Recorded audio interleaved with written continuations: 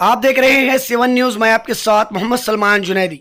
हर साल की तरह इस साल भी शहर बीजापुर के साई पार्क इलाके संभाजी नगर में नवरात्रि का त्योहार बड़े ही उत्सव के साथ मनाया गया।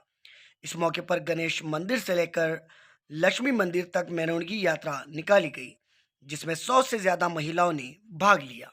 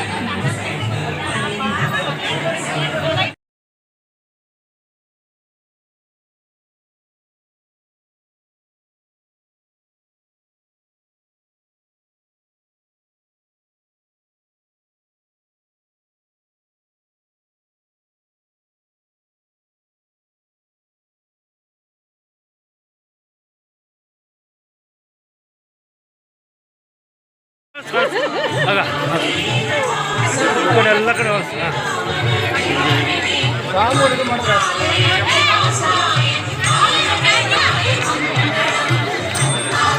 ಅಲ್ಲಿ ನೋಡ್ರಿ ಅವ್ರದ್ದು ಅಕ್ಕ ಬರ್ರಿ ನೀವು ಏನು ಮಾಡ್ರಿ ಹಾಂ ಇವು ಕಾಡು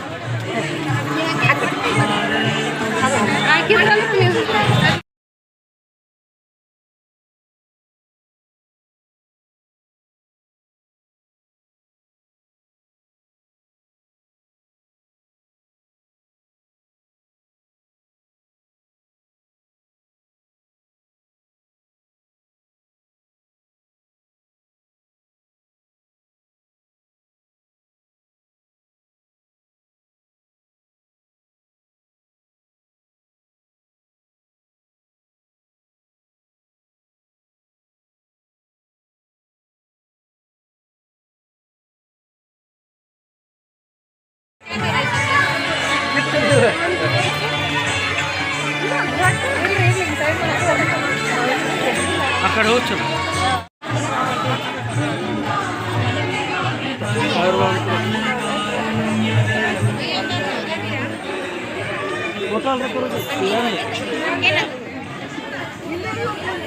సోమారు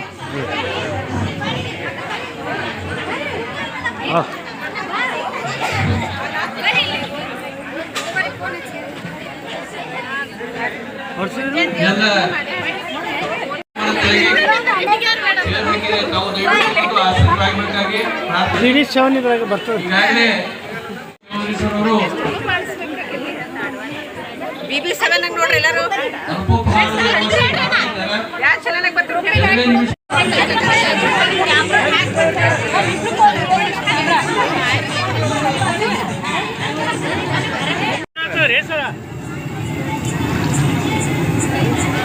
साफ का मारो साफ ये साफ का हाಕೊಂಡ್ರಿ ನೋಡ್ರಿ ನೋಡ್ರಿ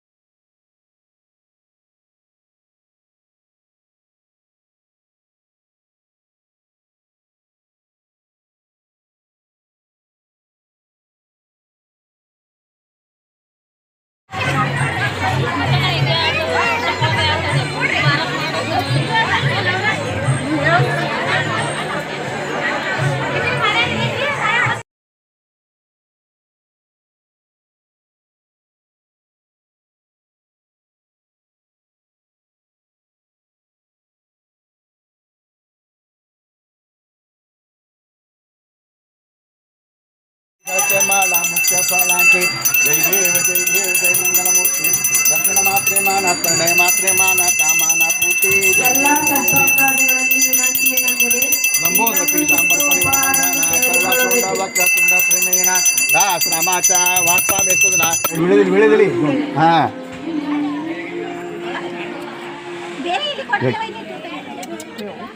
अच्छा ಹಾಕ್ರಿ ಎರಡು ಒಳಗೆ ಹಾಕಿ ಒಬ್ಬರು ಹೆಣ್ಮಕ್ಳು ಹಾಕ್ರಿ ಇನ್ನೊಂದು ಹಾಕ್ರಿ ಇದು ದೊಡ್ಡ ತೆಗಿರ್ಬೇಕು ಇರ್ಲಿ ಬಿಡ್ರಿ ಲೈಟ್ ವೈನಿಕಾಯ ಈಗ ತೋರಿ ಯಾರೋ ಒಬ್ರು ಎಲ್ಲ ಕರೆಕ್ಟ್ ಮಾಡಿ ಹಾಕಿ ಇಲ್ರಿ ಇಲ್ರಿ ಅದನ್ನೇ